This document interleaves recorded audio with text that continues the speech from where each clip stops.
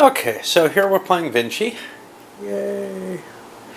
And I'm going to start with the first player. Yeah, we've taken our time getting here, right? He's got messages and astronomy. Messages allow him to break his empire apart. Astronomy allow him to attack across a sea area. Biggie, though, is he has 1, 2, 3, 4, 5, 6, 7, 8, 9, 10. Plus 3, I believe, for the number of players in the game, and he can start attacking. And I've decided I'm going to make this my home space. Okay. So what do I need to attack? Well, I need 2 to attack the province,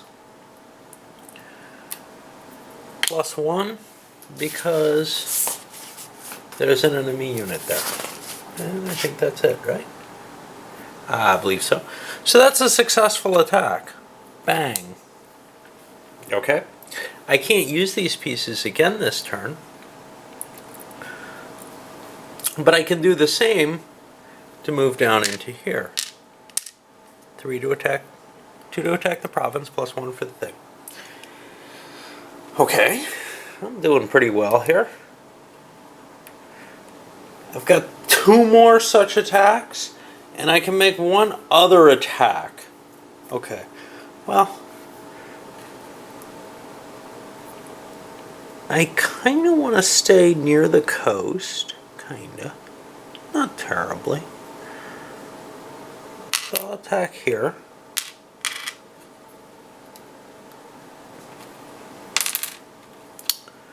I don't really have to be contiguous, but overall I think it's not bad.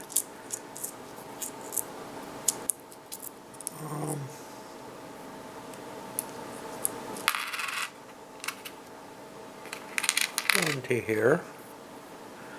Oh, instead of that, why don't I take a forest? I have to pay an extra piece for a forest, but that used up all my pieces, and now what do I get to do next? Well, next I get to reorganize my tokens, make sure I have cohesion, which I don't have to worry about.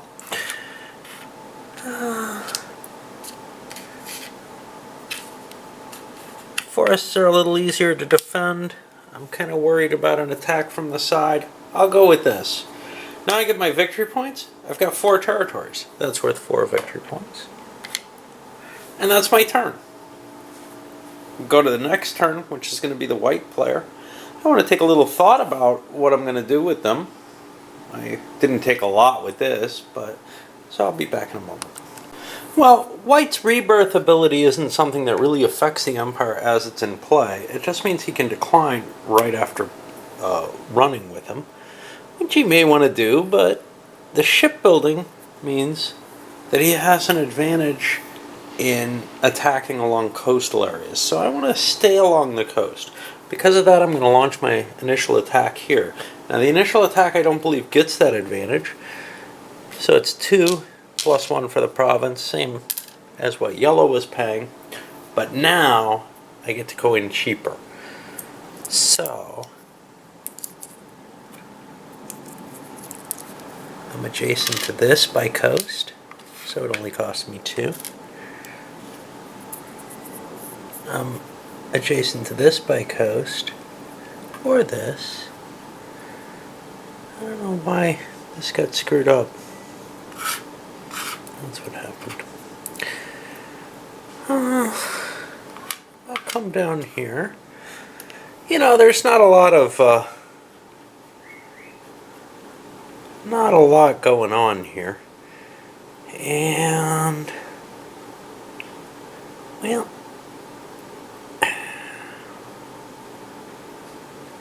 I'll take here, and now I'm kind of out. I've got a piece left. I don't have anything great to do with it. I'll just toss it in with my stuff. It's hard to get down into these areas. So I think this is good. You know, if somebody really wants to push me, they can spend the extra pieces, but there are plenty of open spaces right now. White gets their collection, and they also only get 4 points. They weren't able to get a big bonus, although they had less pieces total.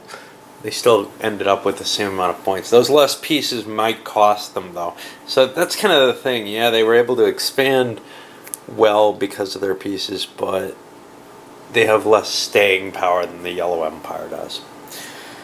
Alright, let me think about Green's abilities now. So one thing you'll notice, I've moved the starting Empire location. I've moved the counters for the Empire into that. This is suggested in the rule book as the proper etiquette. I'm not sure I like it or not. I'm not sure I used this before.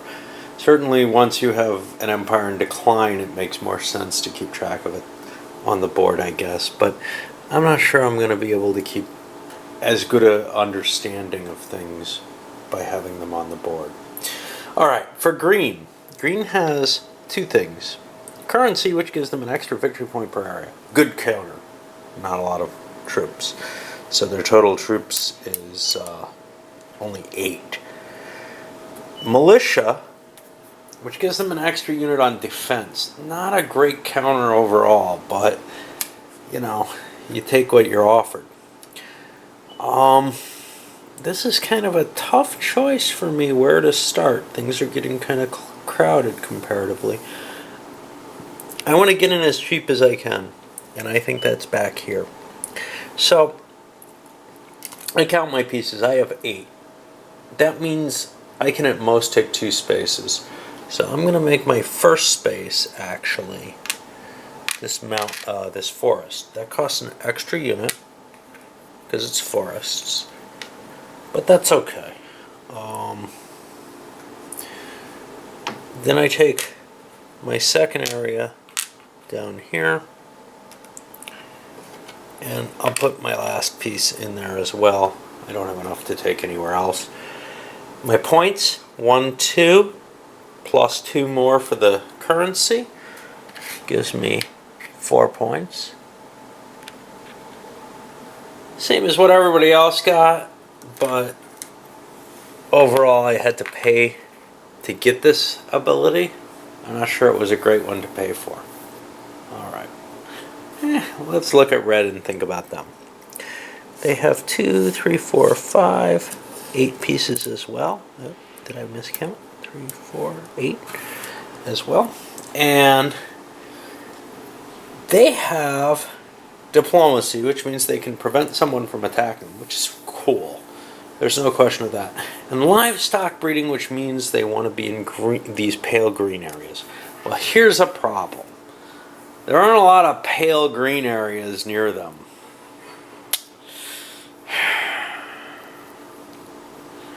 Now, they could come on the board here, and that would cost them 3 pieces, and put them kind of near a couple of pale green areas. And then it would cost 2 to attack here. Yeah, I think this is the best they can do. So they're attacking the mountains. 2 for a location, plus 1 for the mountains. There's no pieces there, so they're in. Okay, great. To go in here, 2 for the area, plus 1 for this piece, minus 1 because they're attacking out of the mountains. They take it. And now they make it here for the normal 3 pieces. They play their pieces, and I'm going to use my diplomacy ability, actually, at the beginning of my turn, supposedly, to say, green cannot attack me. This is a powerful advantage, because green's right here. I don't want to attack them, and I'm blocking them out of my key area. Now let me count my points. I only get 1, 2, plus 1 for my livestock is 3 points. I'm not doing as well as other people for that, but I got some extra points off picking that one, so that helps me out. Alright, I'll finish up the turn here. Let's look at blue. Blue has mountaineering. He not only gets points for mountains, but attacking mountains costs a point less. And he has his medicine, which gives him an extra token this turn and every turn in the future. So he gets 6, 9 tokens, which is a nice little pile. And he likes mountains. There's a lot of mountains up here.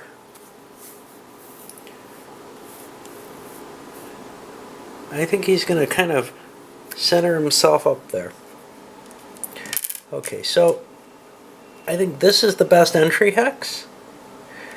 And it costs 2 to attack the mountains, to attack a location, +1 for mountains, -1 for his mountaineering. He's in.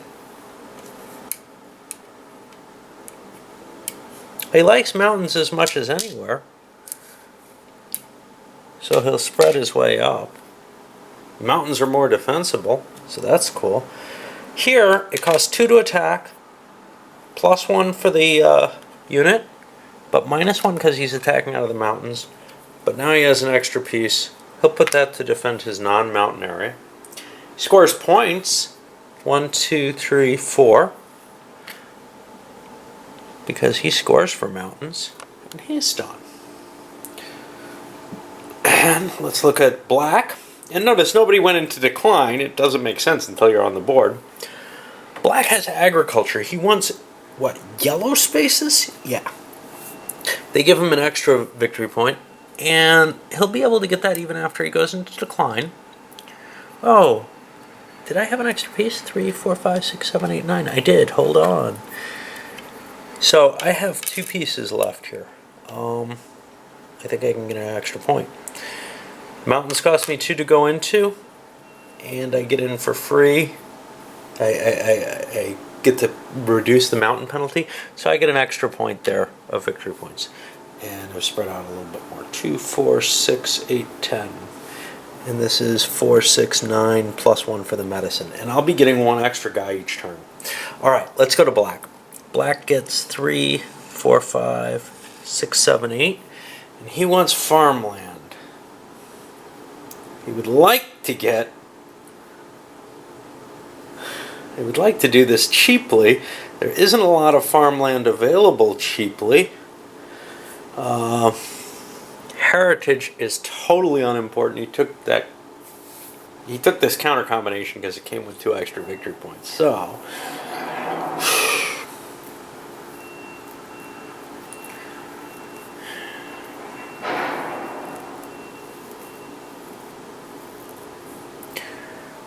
trying to see if these guys are adjacent. They don't look at.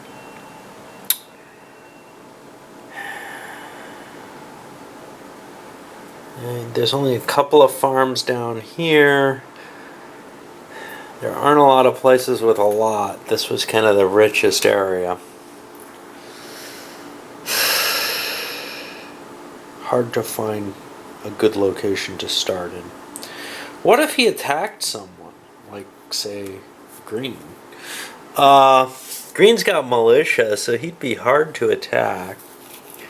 But it would kind of put me in a good position, because there's a couple of farms here, and then 1 coming down that maybe I can get.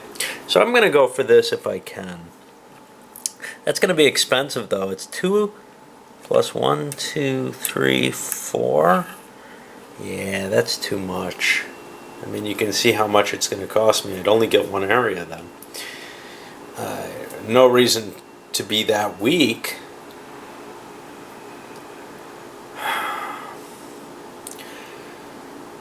So, my view is one of these probably.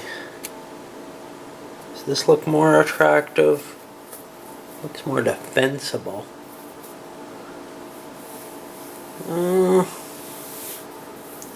Yeah, let's try an attack into Italy. 2 + 1 is 3. Gets me my farmland.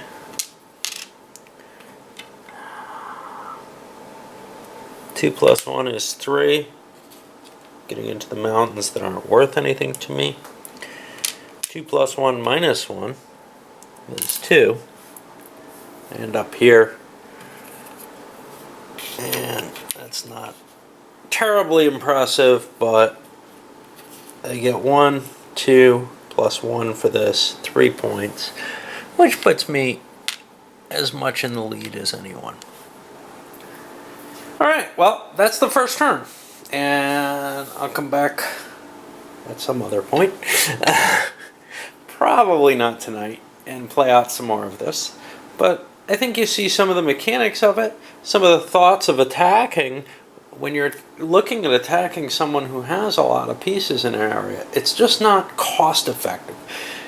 And you don't do a lot of damage to them. You only kill one of their pieces, the rest of them would retreat into another one of their areas. And then they can come back at you, or go somewhere else.